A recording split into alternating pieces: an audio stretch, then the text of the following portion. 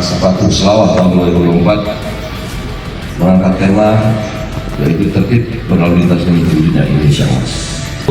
Permasalahan yang kompleks dan ditangani oleh Polri sendiri dan diperlukan adanya sinergi antara pemangku kepentingan dalam menemukan permasalahan dan menentukan solusi penyelesaian secara menyeluruh guna menurunkan angka pelanggaran dan kecelakaan lalu lintas dan meminimalisir angka fatalitas kecelakaan.